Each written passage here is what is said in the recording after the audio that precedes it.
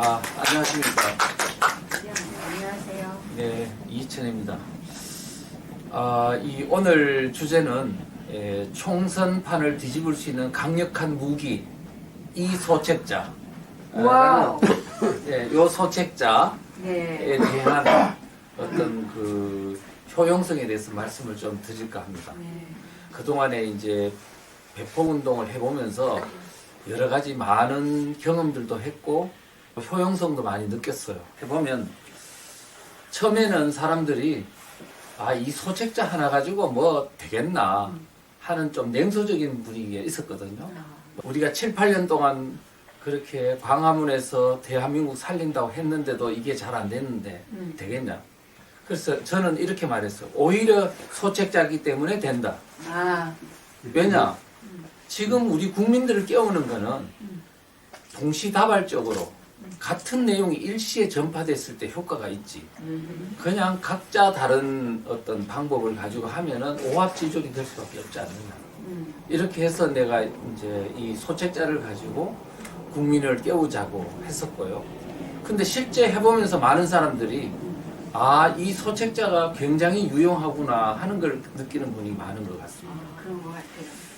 예를 들면은 네. 성창경 TV에서 이 소책자가 굉장히 유용하다고 했더니 21만 명이 봤고요. 그 다음에 BJ톨이라는 유튜브 방송에서는 처음에 한 몇 명 정도 볼 것 같아요. 그랬더니 글쎄요, 이 1시간 반짜리 토크이기 때문에 그 길고 하니까 한 10,000명 정도 안 보겠느냐, 이렇게 이야기를 했는데요.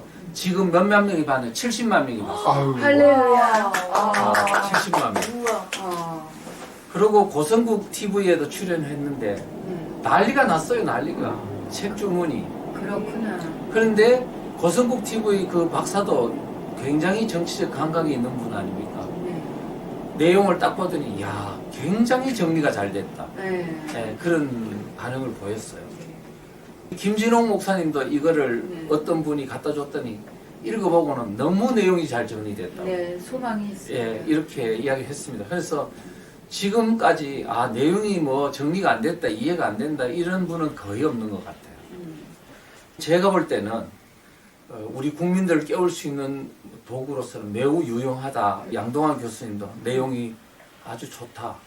이인호 교수님이나 서기태 정교모 대표님조차도 내용이 좋다고 공감해 주시고, 기독교계로 따지면은 박만수 보수연합 대표님께서도 여기에 공감을 해 주시면서 3월 1일 날 시청 앞에서 남대문까지 대형 집회를 하지 않아요. 맞아요. 몇만 명이 올 건데, 맞습니다.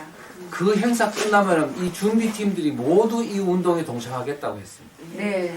예. 그래서 지금 우리가 시작은 미미했고 작은 나비의 날개짓이지만 많은 분들이 이 운동에 동참하겠다는 약속을 했기 때문에 앞으로는 아마 거대한 어떤 쓰나미로 대한민국을 깨우는 운동으로 아마 승화될 거다, 이렇게 생각하고 있습니다. 그래서 절대 낙심하지 마시고 적극 동참해 주시면 되겠다. 지금 우리가 그리고 지금 책자 보급 운동에 많은 동참자들이 지금 몰려오고 있습니다. 그래서 저는 절체절명의 상황에서 국민을 깨우는 이 운동에 우리가 주도적인 역할을 할 수 있을 거다, 이렇게 확신하고 있습니다. 좋습니다. 그렇게 하고요. 그 다음에 이번에 개정을 했어요. 원래 초록색 책자였는데 이렇게 파란색, 노란색 책자 2개로 이렇게 나눴습니다. 자, 여기 보시면은 요게 이제 지금까지 냈던 32페이지짜리 국민들 모르는 사이 봉사하러 가는 대한민국이라는 소책자인데요. 이 소책자가 매우 그동안에는 좋았습니다. 반응도 참 좋았던 건데, 이제 시간이 지나면서 새로운 변화 내용들도 있는데 그거를 삽입해 넣어야 된다는 요구들이 있었습니다. 그래가지고 이제 그 내용을 삽입해서 32페이지짜리를 40페이지로 8페이지를 늘렸습니다. 업데이트했고 내용도 새롭게 좀 재편을 해서 지금 이 시기에 맞는 새로운 무기를 만들었다고 할 수 있습니다. 근데 왜 2개냐? 2개냐 하면은 이유가 있습니다.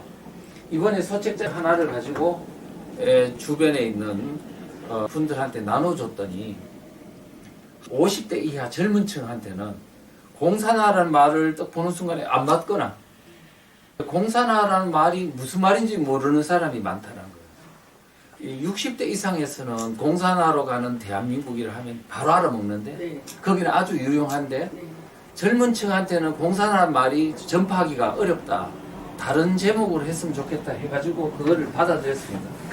그래가지고 국민들 모르는 사이 허물어지는 대한민국이라는 주제로 바꿨어요. 네. 그래서 이제 어떻게 했냐면 요거는 60대 이상 장년 노년용이라고 딱 쓰고 공산화로 가는 대한민국이라고 했습니다. 그리고 요거는 뭐냐면 10대에서 50대 청소년 중년용이라고 해서 허물어지는 대한민국으로 이렇게 했는데 내용은 둘 다 똑같습니다. 한자도 틀림이 없습니다. 예, 이렇다는 걸 말씀드리고 근데 아마 똑같은 내용을 가지고 제목을 두 개로 출판한 사례는 대한민국의 아마 출판 역사에는 처음일 겁니다. 그렇군요. 그럴까요, 안 그럴까요? 네, 그럴 것 같습니다. 근데 이게 갖는 상징적 의미는 뭘까요? 지금 대한민국이 네. 세대별로 공산화라는 말에 대해서 아는 세대와 모르는 공산화를 모르거나 거부하는 세대로 이렇게 나누죠. 세대. 네. 이거는 대한민국이 현재 사상적으로 두 개의 국민으로 나눠져 있다는 것을 네. 상징적으로 말하는 맞습니다. 그런 어떤 현상이 아닌가 그러네요. 이렇게 생각해요. 맞습니다. 그러니까 우리가 지금 뭐냐면 공산화라는 말을 쓰면 60대 이상한테는 아이고 이게 나라가 이래서는 안 되지 그러면서 막 읽어보고 열이 내는데 네. 한쪽에서는 한 세대도 안 본다면은 네. 심각하잖아요. 심각. 나라의 상황을 거부하는 IM. 이 사람들한테 맞는 새로운 어떤 용어 접근법이 필요하다. 그래서 허물어지는 대한민국을 하니까 받아보는 거야. 네. 그래서 지금은 뭐냐면 우리가 사상이 다른 두 개의 국민이 사는 대한민국 네. 여기에 맞게 하려면 우리도 거기에 대해서 부응해야 돼요. 부응해서 접근을 달리해야 된다. 이렇게 생각이 들어요. 그래서 지금 방법은 저는 좋다, 네. 효과적이다 이렇게 이제 생각합니다. 그 다음에 이제 앞에 요 보면은요 뭐라고 딱 써놨냐면 허물어지는 대한민국을 구할 수 있는 효과적인 방법은 바로 이것이다.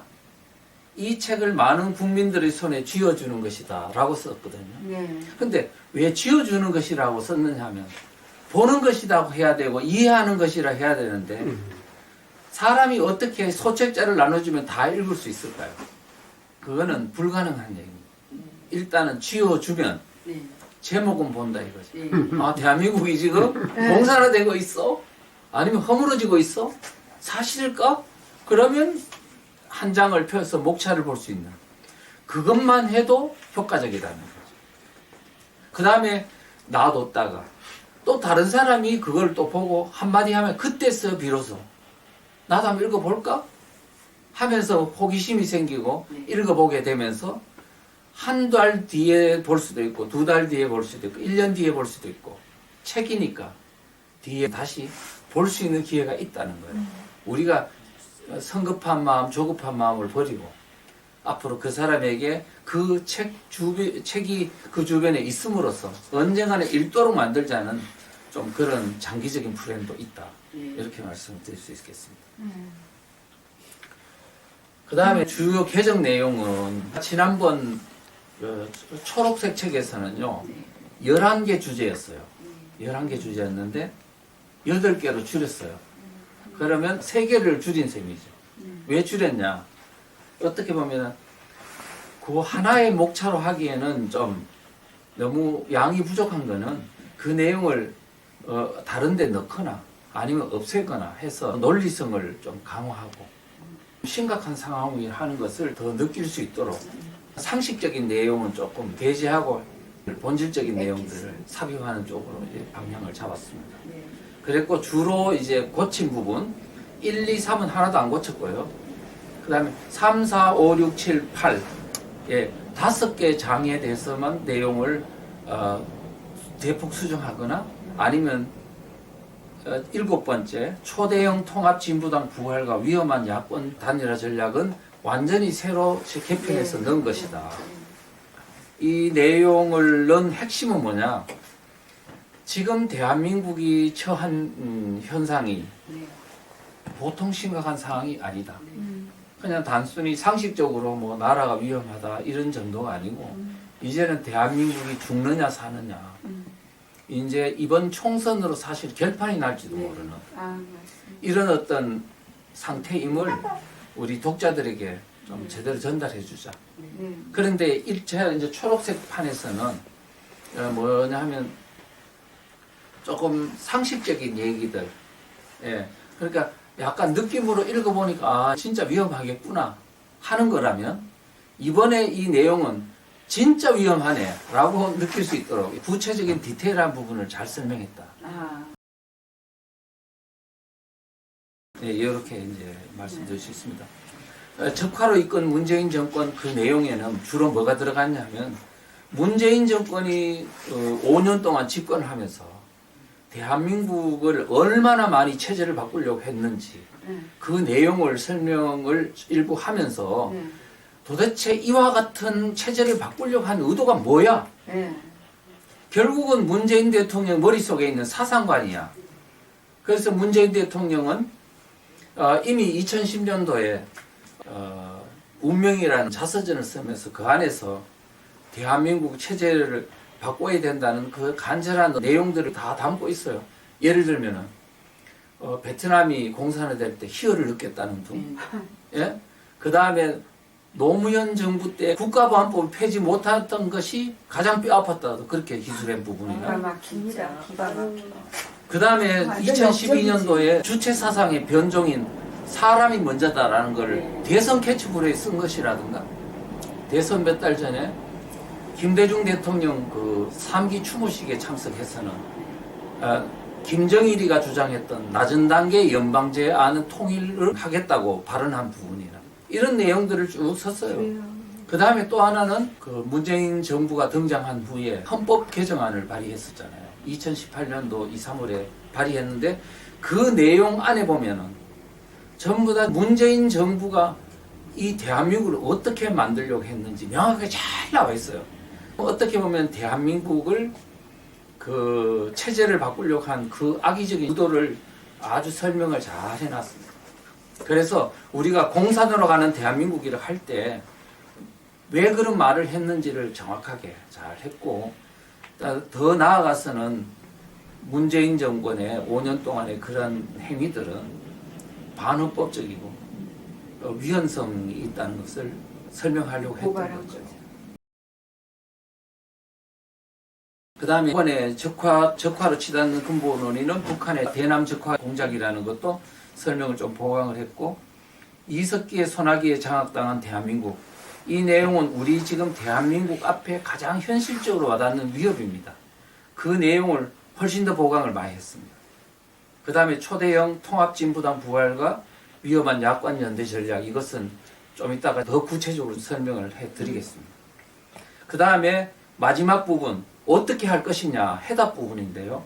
제가 주장하는 가장 강력한 방법은 자유민주주의 체제에서의 근본적 해법은 주권자인 국민의 각성뿐이라는 거예요. 그래서 국민과 유권자의 각성만이 대한민국을 살릴 수 있다. 이런 인식하에 제가 내용들을 다 설명하고 있습니다. 하여튼 그런 내용들은 상당히 많이 보강을 했어요. 전에는 그냥 두리뭉실하게 해답을 제시했다면 이번에는 그룹별로 설명했어요. 공무원들은 왜 그렇게 해야 되고 기독교인들이나 종교인들은 왜 자유민주 체제의 전사로 나서야 하고 그 다음 30대는 40대는 어떻고 등등등 세대별로 대상별로 체제 수호에 나서야 될 이유들을 설명을 구체적으로 디테일하게 했다. 이런 말씀을 드릴 수 있겠습니다.